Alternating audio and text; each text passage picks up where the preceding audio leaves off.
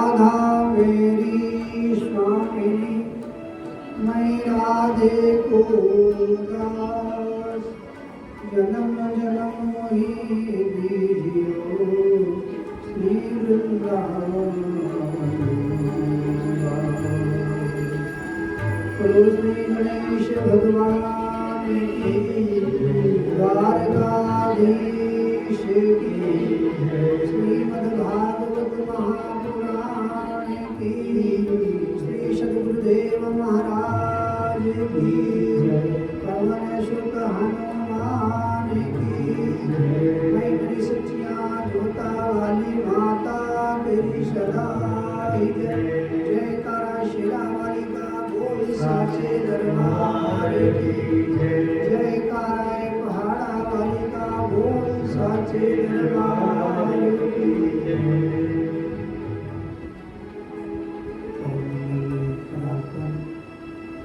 अखिलेश्वर अकाल करुणा वाले भक्त मामुक्षा कर भीतर तडित पीताम्बरधारी श्री बालकृष्ण की वामने प्रतिमूर्ति श्रीमद्भागवत महाराज उपस्थित आचार्य एवं स्नेहमयी भक्तिमयी मातृशक्ति भगवत चरणारागी समस्त स्तोत्र वृंद, श्रीमद्भागवत सप्ताह ज्ञान वेदी का आज पंचम दिवस। आइए बड़े ही प्रेम से बड़े भाव से गोविंद के नाम का स्मरण करते हैं। अधरम मधुरम वदनम मधुरम नयनम मधुरम हसितम मधुरम हृदयम मधुरम कमलम मधुरम मधुराधिपते रगिरम मधुरम मधुराधिपते रगिरम मधुरम अधरम मधुरम।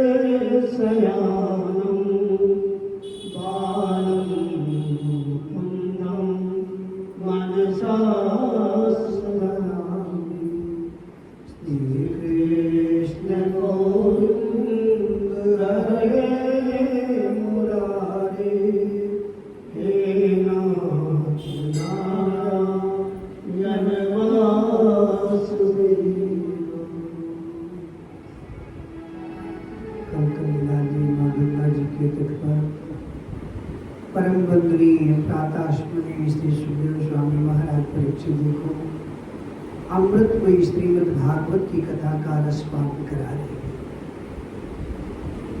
कल हम सभी ने भगवान श्री कृष्ण के जन्मोत्सव को बड़े ही धूमधाम से मनाया। इसी प्रकार नंद आदि सभी ने गोविंद का जन्मोत्सव बड़ी ही धूमधाम से मनाया गोकुल में। सारे ब्रजमंडल में आज जन्मोत्सव मनाया गया। सबको ऐसा लग रहा है कन्हैया मेरा है, परमात्मा मेरा है। जितने भी नर नारियां हैं भगवान श्री बाल कृष्ण के दर्शन करने के बाद नंद बाबा के आंगन में पहुंचे। दर्शन करके सभी अपने अपने को धन्य मान रहे हैं। राजन, सभी ने अपने को भाग्यशाली समझा। यशोदा ने सभी को पुत्र जन्म के उपलक्ष्य में बहुत सुंदर सुंदर उपहार बांटे। माता यशोदा किसको कहते हैं? सुखदेव स्वामी कहते हैं यशा ददाति इति यशोदा, अर्थात जो व्यक्ति दूसरे को यश देता है उसी का नाम यशोदा है। नंद किसको कहते हैं? जो सबको आनंद देता है उसको नंद कहते हैं। सभी को आनंद देना चाहिए। राजन, यदि ऐसा न कर सके, सभी को आनंद नहीं दे पाता है कोई व्यक्ति, तो कम से कम किसी को कष्ट मत दो। जब कंस के अत्याचार अधिक बढ़ गए ना, तब ही आनंद कंद पर ब्रह्म परमात्मा श्री कृष्ण ने अवतार लिया। और नंद महोत्सव वहां पर मनाया गया। अब 3 दिन की भागवत की कथा सुखदेव जी सुना चुके हैं राजा परीक्षित जी को। चौथे दिन की भागवत की कथा बहुत सुंदर ढंग से सुनाई।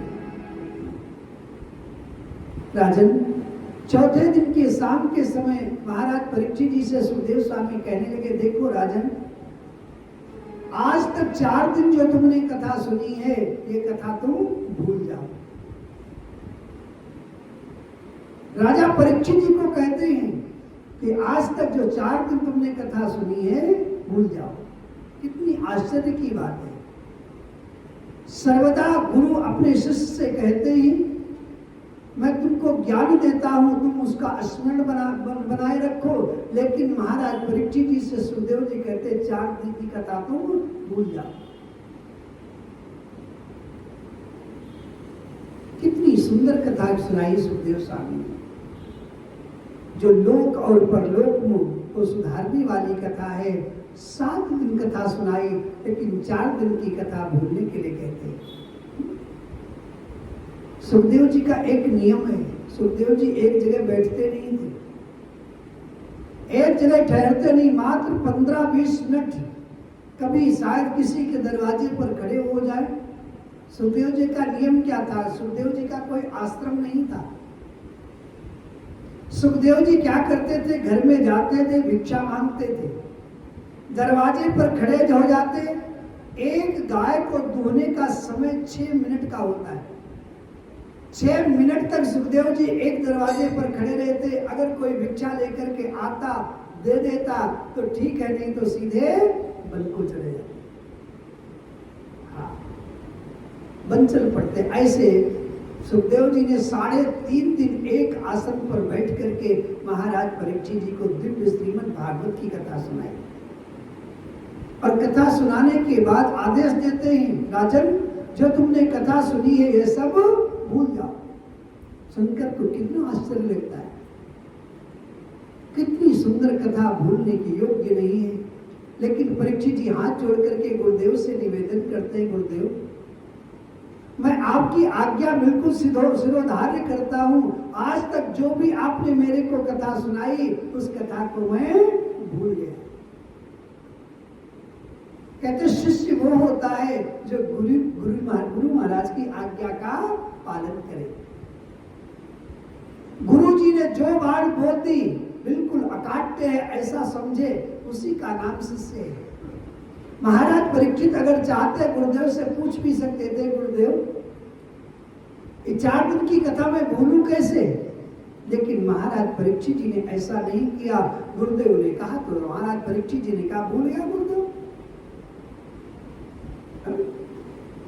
जो व्यक्ति गुरु के वचन के अनुसार अपने जीवन को यापन करता है, राजन, गुरु के उपदेश के ऊपर चलता है, उसके आदेश के अनुसार अपने जीवन को व्यतीत करता है, वो 84 लाख योनियों में नहीं जाता, भटकना नहीं पड़ता। शिष्य के अंदर इतनी ही दृढ़ता होनी चाहिए जितनी दृढ़ता महाराज परीक्षित जी के अंदर है। इसी में शिष्य की भलाई है। गुरु और शिष्य आपस में अगर विश्वास नहीं रखते हैं तो कोई फायदा नहीं। गुरु का शिष्य के प्रति, शिष्य का गुरु के प्रति दृढ़ विश्वास होना चाहिए। एक गुरुदेव थे और एक शिष्य थे, यात्रा करने के लिए पैदल चल पड़े। बड़ी सुंदर कथा है। आज से 50-60 वर्ष के पहले अधिकतर लोग पैदल यात्रा करने जाया करते थे। उस समय वाहन ज्यादा नहीं हुआ करते थे। जंगल में, पहाड़ में, नदी, नाले, कांटे सभी कुछ आए। दोनों गहन जंगल में जा रहे थे, आसपास कोई गांव भी नहीं था। दोनों गहन जंगल में चलते चलते आगे बढ़े, गुजरे तो गुरुदेव ने कहा, बेटा ये तो वीरान भूमि है, फिर भी कहीं कोई सराय देख लो, कोई धर्मशाला देख लो, कोई कुआं तालाब देख लो, मेरे को प्यास लगी है, मैं पानी पीना चाहता हूं। पहले चुके जो सेठ थे ना, पूर्ण कार्य करने के लिए कुआं बनवाते थे, तालाब बनवाते थे, बावड़ी बनवाते थे, धर्मशालाएं बनवाते थे। उस शिष्य ने इधर उधर देखा तो एक सुंदर सा कुआं उसको दिखाई दिया, और कुआं के पास में एक छोटी सी धर्मशाला दिखाई दी। दोनों उसी धर्मशाला में गए। गुरुदेव ने कहा, बेटा आज रात्रि को हम दोनों यहीं पर विश्राम करेंगे। दोनों उसी धर्मशाला में रुके। गुरुदेव ने कहा, बेटा एक बात कहूं, यहाँ पर शेर इत्यादि भी आ सकते हैं। आपस में बातचीत कर ही रहे थे तो एक शेर एकदम दहाड़ने लग गया। गुरुदेव ने कहा, देखो देखो बेटा, यहाँ पर सोना ठीक नहीं है, एक काम करो, तुम पहले सो जाओ, उसके बाद मैं सो जाऊंगा। शिष्य ने कहा, गुरुदेव पहले आप विश्राम कीजिए,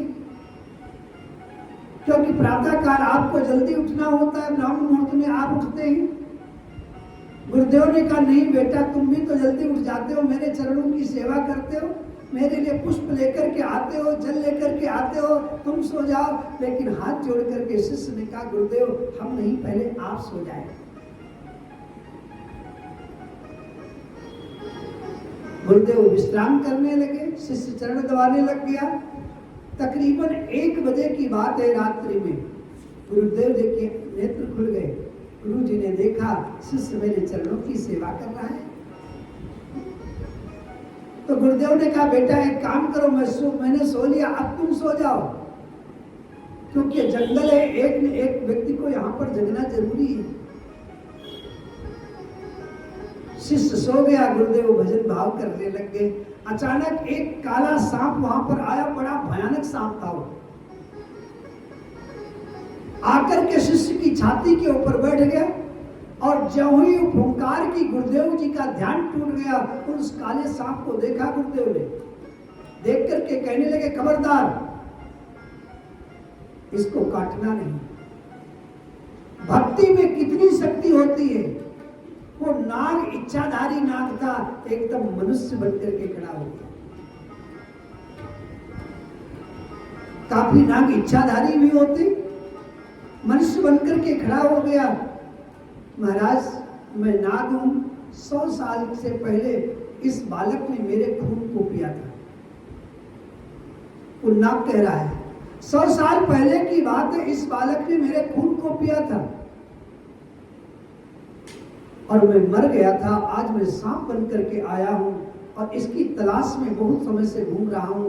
आज मैं इसके खून का पान करूंगा। गुरुदेव ने कहा, एक बात बताओ, तुम्हारा कितना खून पिया था? इसने 1 छटा खून पिया था।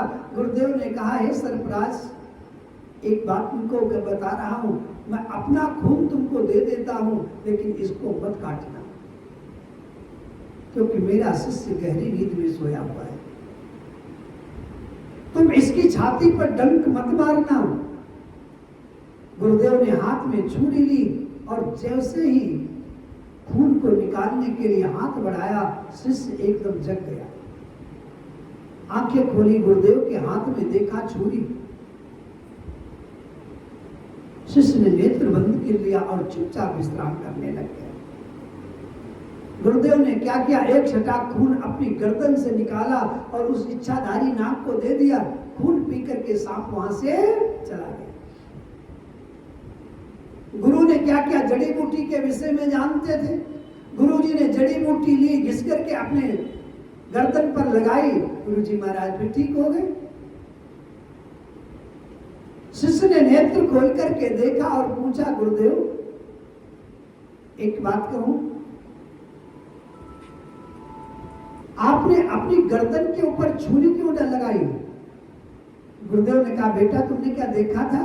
मैंने देखा तो नहीं, लेकिन स्वप्न में मैंने देखा आप अपनी छुरी को काट रहे हैं। लेकिन बेटा एक बात कहूं, ये छुरी जब तुमने देखी, क्या तुमको भय नहीं लगा मैं तुमको छुरी से मार दूंगा? तुमने तो ये नहीं देखा था सर्प है या नहीं है। शिष्य ने बहुत सुंदर बात कही, गुरुदेव मुझे आपके ऊपर पूरा भरोसा है। गुरुवर ऐसा कोई काम जीवन में कर ही नहीं सकते जो शिष्य का अकल्याण हो। गुरुदेव हमेशा ऐसे काम करते हैं जिसके कारण शिष्य का हित हो। परीक्षित कहने लगे, गुरुदेव मेरे को क्या करना है, आदेश दीजिए। क्योंकि शब्द कहते हैं श्रद्धा को और विश्वास को। राजन, इसलिए गुरुदेव जो आदेश देंगे उसी का मैं पालन करूंगा। सुखदेव स्वामी ने कहा, परीक्षित अब तक की कथा मैंने जो तुमको सुनाई है वो कथा बस भूल जाओ, यही मैं कहना चाहता हूं। अब आगे की मैं तुमको कथा सुनाऊंगा। वो कथा कैसी है? 14 लोक की बाहर की कथा अभी तक मैंने तुमको सुनाई थी, अब 14 लोक के अंदर की कथा सुनाऊंगा। हाँ, सुखदेव स्वामी ने कितनी सुंदर बात कही। अभी तक जो तुमको कथा में सुना रहा था 14 लोक के ऊपर की कथा थी, अब अंदर की सुनाऊंगा। क्योंकि कृष्ण 14 लोक सृष्टि के ऊपर है। 14 लोक के ऊपर कौन है? मेरे गोविंद है। कहते कृष्णस्तु भगवान स्वयं, कृष्ण ही तो साक्षात परब्रह्म है। बाकी साक्षात अवतार लेकर के लोग आते हैं और चले जाते हैं, लेकिन साक्षात ब्रह्म कौन है? मेरे गोविंद है। कोई 12 कला किसी के पास है, किसी के पास 10 कला अवतार है, लेकिन मेरे गोविंद पूर्ण 16 कला अवतार है। पूर्ण ब्रह्म से न्यारे, आनंद खंड अपार। कहते यही तो पूर्ण ब्रह्म मेरे ठाकुर है। तो आइए थोड़ा सा गोविंद को रिझाते हैं, ठाकुर को अपने मनाते हैं। वृंदावन बिहारी लाल की।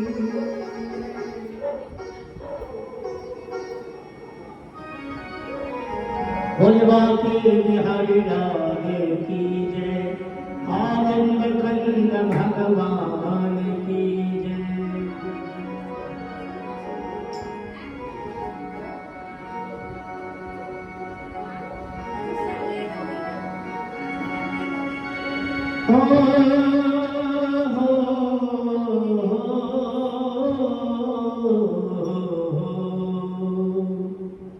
गोविंद मेरो है गोपाल मेरो है, गोविंद मेरो है गोपाल मेरो है। श्री बाके बिहारी नंदलाल मेरो है, श्री बाके बिहारी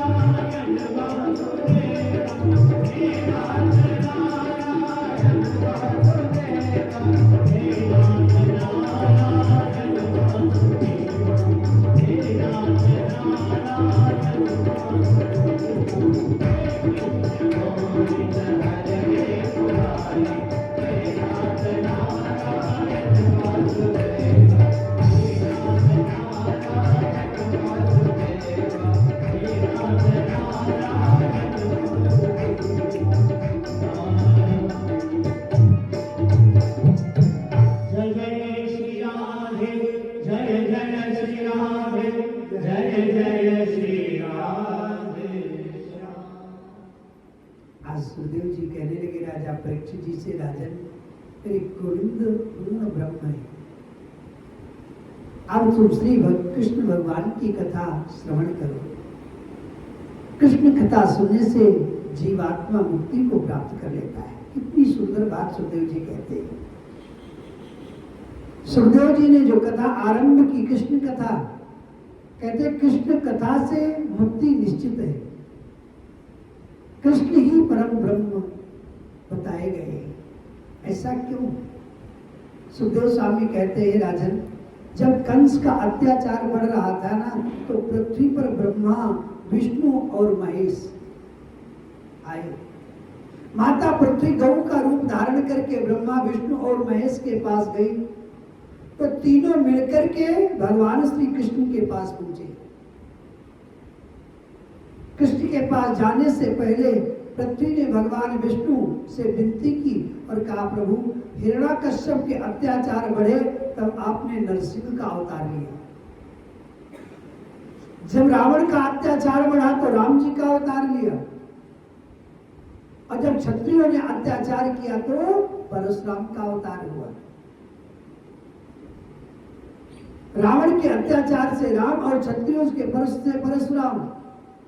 आज कंस का अत्याचार बहुत बढ़ रहा है, अब आप अवतार लीजिए। भगवान विष्णु जी ने नेत्र बंद की और ध्यान भग्न होकर के देखा, कंस पूर्व जन्म में क्या था। कंस पहले जन्म में राक्षस था, उसका नाम था कालनेमी। बहुत ही बड़ा शक्तिशाली राजा था वो राक्षस। एक समय की बात है, ब्रह्मा जी की तपस्या की, ब्रह्मा जी प्रकट हो गए और कहते वरदान मांगो। ब्रह्मा जी की तपस्या से ब्रह्मा जी ने जो वरदान मांग दिया है कालनेमी को, तो कालनेमी ने वरदान क्या मांगा, यदि मेरे ऊपर प्रसन्न है और वरदान देना चाहते हैं तो बस ये वरदान दे दीजिए, मेरे को कोई मार न सके। हमसे बड़ा शक्तिशाली कोई न हो। ब्रह्मा जी ने कहा ठीक है, तथास्तु। तो ब्रह्मा जी ने कहा अगले जन्म में तू कंस होगा, कंस के रूप में आएगा, तब भी तेरे को कोई नहीं मार पाएगा। कालनेमी ने पूछा, इसका मतलब मैं अजर अमर हो जाऊंगा? ब्रह्मा जी कहने लगे, अजर अमर आज तक तो कोई हुआ ही नहीं, अजर अमर कोई नहीं हुआ। आया है सो जाएगा, राजा रंग फकीर, कोई सिंहासन चढ़ चले तो कोई बांधे जात जंजीर। अजर अमर तो कोई हो ही नहीं सकता। सुखदेव स्वामी कहते हैं, कालनेमी से ब्रह्मा जी कहते तेरे अत्याचार से जब बढ़ जाएंगे तो पर ब्रह्म, पूर्ण ब्रह्म परमात्मा का अवतार होगा। और कैसा अवतार होगा? वही अवतार लेकर के गोविंद धरा पर आएंगे। फिर आखिर जब अत्याचारों से सुर विप्र धेनु घबराएंगे, तब भक्त हेतु गोलोकनाथ धर्मानवतर यहाँ आएंगे। जब सुर नर मुनि सभी देवता घबरा जाएंगे तो पूर्ण ब्रह्म परमात्मा अपनी पूर्ण शक्ति के साथ अवतार लेकर के आएगा। अब वही कालनेमी कंस के रूप में आया यहाँ पर। तब ब्रह्मा, विष्णु और महेश सभी भगवान श्री कृष्ण के गोलोक धाम में गए। ध्यान देना, ब्रह्मा, विष्णु और महेश के ऊपर एक धाम है जिसका नाम है गोलोक धाम। बड़ा सुंदर दरबार में लगा हुआ था, अंदर दर्शन के लिए लोग आते थे। अंदर दर्शनार्थ के लिए तीनों ने आज्ञा मांगी। दरबारी ने जाकर के भगवान श्री कृष्ण से प्रार्थना की, महाराज ब्रह्मा, विष्णु और महेश दरवाजे पर आकर के खड़े हुए हैं, अंदर आने की अनुमति मांग रहे हैं। भगवान श्री कृष्ण कहते हैं उनसे जाकर के पूछो तुम आना जाना कहाँ चाहते हो? तो उन्होंने कहा हम तो वैकुंठ जाना चाहते हैं। भगवान कहते कौन से वैकुंठ जाना चाहते हो, पहले ये बताओ। ब्रह्मा तो अभिमान था। ब्रह्मा जी कहते वैकुंठ, वैकुंठ क्या कही है क्या? तो द्वारपालों ने कहा हाँ बिल्कुल, आज यहाँ पर ऐसा वैकुंठ है, यहाँ पर कौन रहता है कि है मोर मुकुट सिर पर सुंदर, घनश्याम सुंदर नट नागर के, लख आनंद लखे शरद चंद, मुख में मुरलीधर आगर के। कहते जिनके ऊपर मोर मुकुट है, पीतांबर शोभित हो रहा है, ऐसे श्याम रंग के ब्रह्मा और विष्णु महेश सुनो, मुखमंडल पर जिनके सुंदर तिलक शोभायमान हो रहा है, ऐसे परमात्मा श्री कृष्ण यहाँ पर विराजमान है। उनके चरणों में हम प्रणाम करते हैं। इससे सिद्ध होता है वैकुंठ से भी आगे एक लोक है जिसको कहते हैं अखंड गोलोक।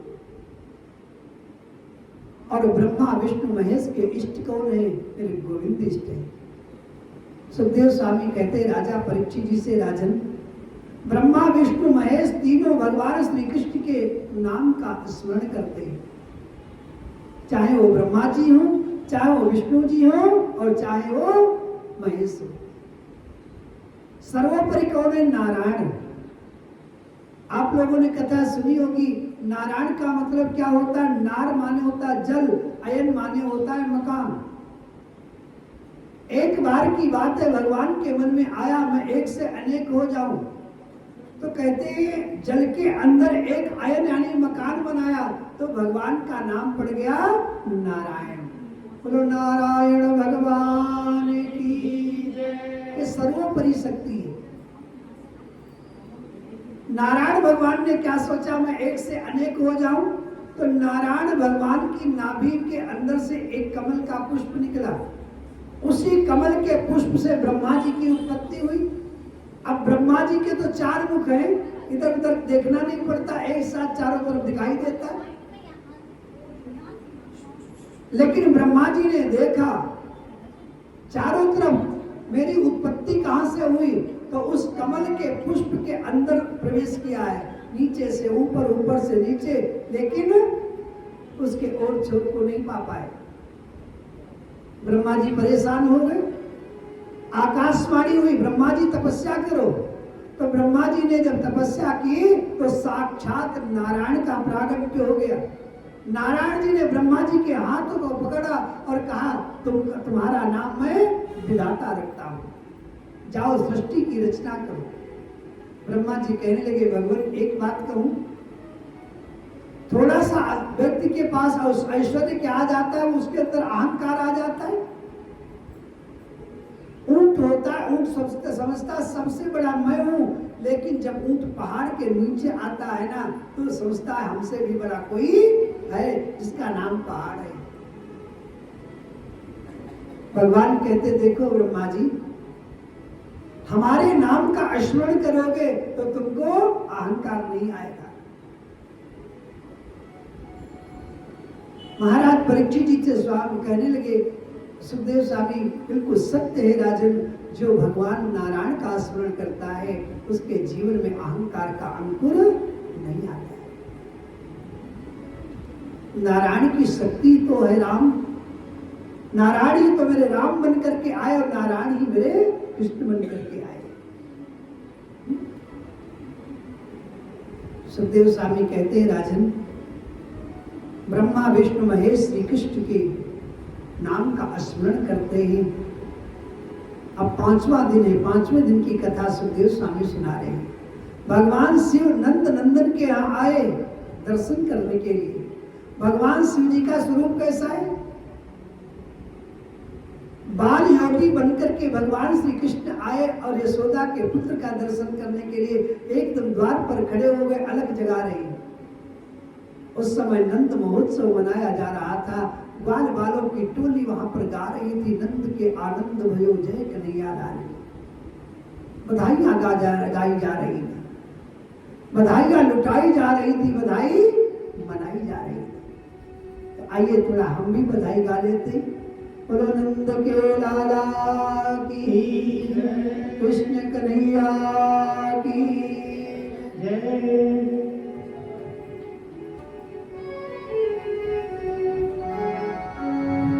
और मेरे लाला झूले, पल नानक होले झूठा दीजो मेरो लाला झूले पल नानक होले झूठा दीजो मेरो लाला झूले पल नानक होले झूठा दीजो होले झूठा दीजो होले झूठा दीजो होले झूठा दीजो होले झूठा दीजो मेरो लाला झूले पल होले झूठा दीजो मैया झूले पल होले झूठा दीजो